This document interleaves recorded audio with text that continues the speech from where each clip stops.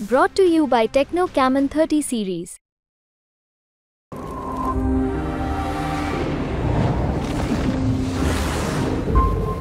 राज्यामध्ये लोकसभा निवडणूक पार पडल्या। यातच गडचिरोली चिमूर लोकसभेचा 19 एप्रिलला निवडणूक पार पडला। या लोकसभा निवडणुकीमध्ये 10 उमेदवार रिंगणात होते। या निवडणुकीमध्ये कोणते मुद्दे गाजले आहे, जातीय गणिताचा फायदा कोणाला झाला, असे विविध मुद्द्यांना घेऊन आपण गडचिरोलीच्या पत्रकारांना विचार। आपल्यासोबत काही पत्रकार आहे। नेमकं मला सांगा, काय तुमचं एनालिसिस आहे? हा निवडणूक पार पडला, काय एनालिसिस आहे तुमचं? गडचिरोली चिमूर लोकसभा क्षेत्रामध्ये प्रामुख्याने काँग्रेस आणि भाजप अशी दोन पक्षांमध्ये सरळ लढत होणार असं चित्र दिसत आहे।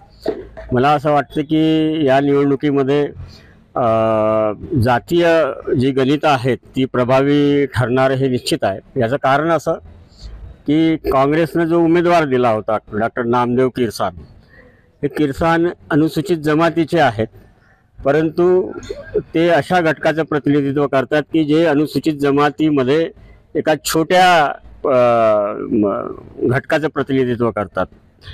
त्यामुळे नेहमी असं होत होतं की काँग्रेसनं एक माडिया गोंड समाजाची जी जास्त लोकसंख्या आहे या ठिकाणी, तर त्याच जमातीचा उमेदवार काँग्रेस पक्ष देत होता। परंतु यावेळी त्यांनी हलबी समाजाचा उमेदवार दिला आणि त्यामुळे हलबी समाजाबरोबरच प्रधान जमात आहे किंवा माना आहे किंवा गोंड गोवारी आहे, असे जी छोट्या जमातीचे लोक आहेत की ज्यांची लोकसंख्या जवळपास 2 लाखाहून अधिक आहे, तर हे सगळे लोक एकत्र आल्याचं चित्र मला दिसलं आणि त्यामुळे नामदेव किरसान म्हणजे हे विजयाच्या दिशेनं आगेकूच करतील असं मला वाटते, ते भाजपचे अशोक नेते यांच्या तुलनेमध्ये। आता दुसरा विषय जर बघितला तर अशोक नेते हे 10 वर्षापासून खासदार होते। पूर्वीपेक्षा त्यांचा जनसंपर्क यावेळी कमी झाल्याचं जाणवलं आणि एक ज्याला आपण सत्ताविरोधी वातावरण किंवा अँटी इन्कम्बन्सी म्हणतो असा एक वातावरण या ठिकाणी जाणवलं। दुसरं असं की स्थानिक मुद्द्यांपेक्षा राष्ट्रीय मुद्दे जे आहेत, मग ते महागाईचा मुद्दा असेल, बेरोजगारीचा मुद्दा असेल आणि संविधान बदलाचा मुद्दा असेल, की या मुद्द्यावर सर्व समाजातले जे सुशिक्षित लोक होते ते यावेळी प्रथमच बोलताना दिसले की संविधान जर बदललं तर आमच्या अधिकारावर गदा येईल असं त्यांना वाटलं आणि त्यामुळे एक लोकांमध्ये भाजपाच्या विरोधात एक लाट दिसली असं या निवडणुकीचं विश्लेषण करता येईल।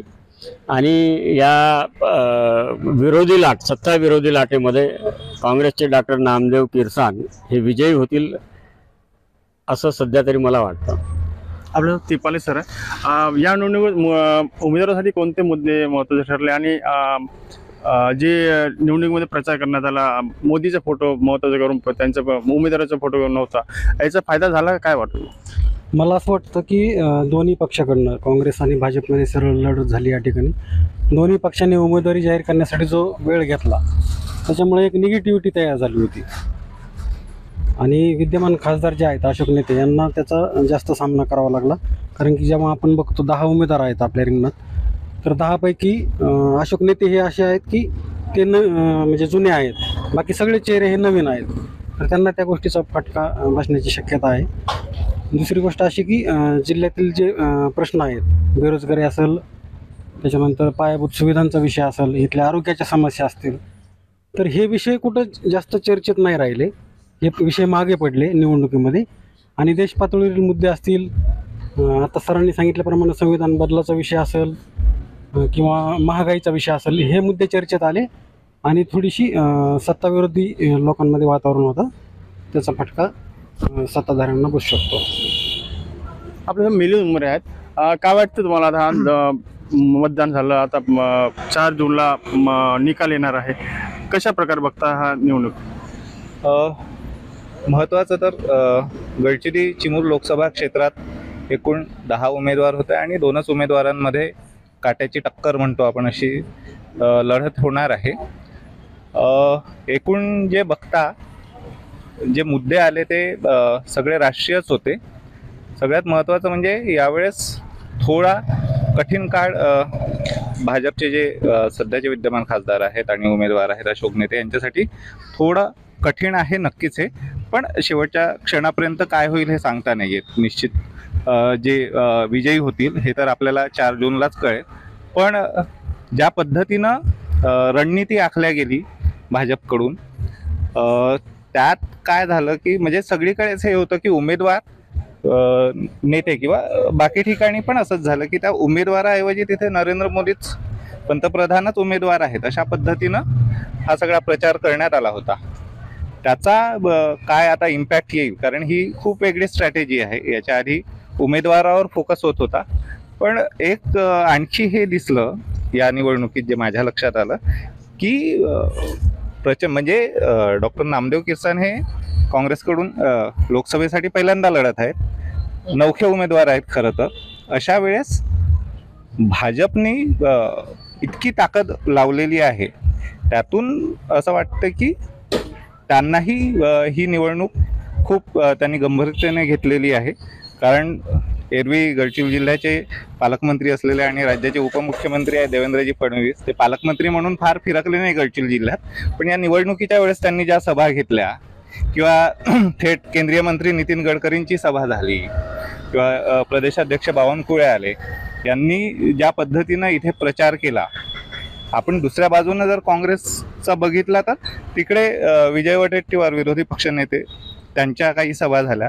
शेवटी नाना पटोले प्रदेशाध्यक्ष एका सभेत येऊन गेले. पण इकडे काही फार दिग्गजांनी खूप लक्ष दिलं किंवा खूप ताकद लावली असं नव्हतं.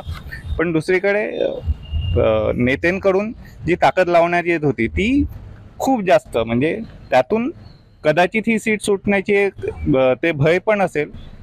त्यामुळे पण होऊ शकतं की यावेळेस कुठलीच कसर सोडायची नाही असं पण झालं असेल. पण त्यातही आणखी एक महत्त्वाचा मुद्दा आहे की मध्यंतरी डॉक्टर नामदेव किरसाण जे आहेत त्यांना ग्रामसभांनी समर्थन जाहीर केलं होतं, पाठिंबा दिला होता. आता हे त्यांच्याकडूनच जाहीर करण्यात आलं आहे.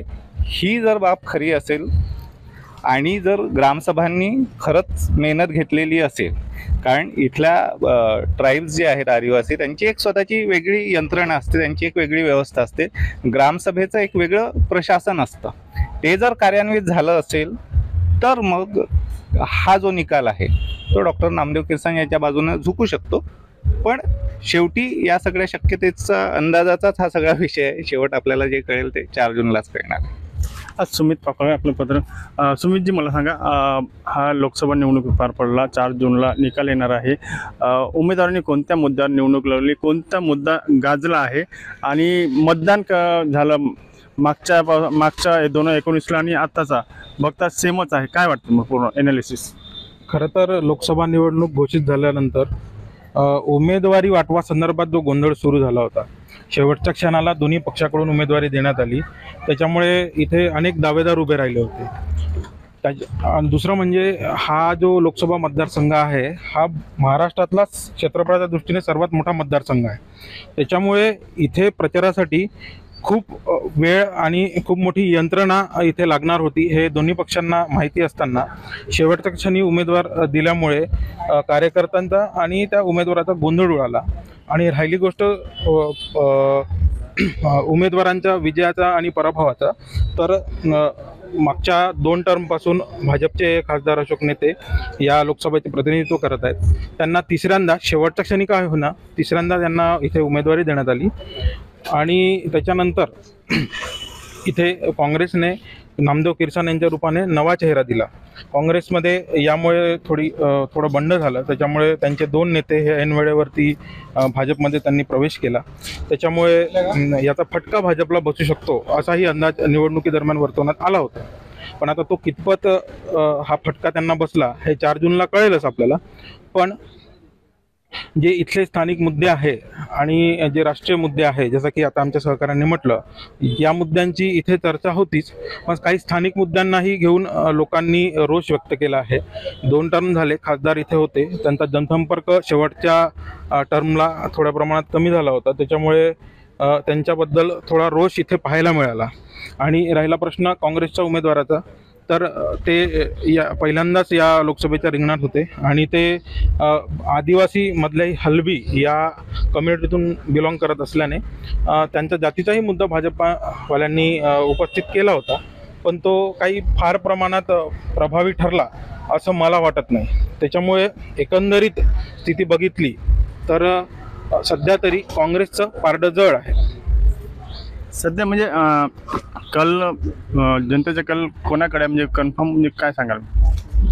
निवडणुकीच्या प्रचारादरम्यान एकंदरीत तुम्ही जर बघितलं तर इथे कुठले स्टार कॅम्पेनर दोन्ही पक्षाकडून आले नाही. म्हणजे भाजपकडून देवेंद्र फडणवीस आणि काँग्रेसकडून विजय वडेट्टीवार विरोधी पक्षनेते यांना सोडलं तर दुसरे कोणीच नव्हते.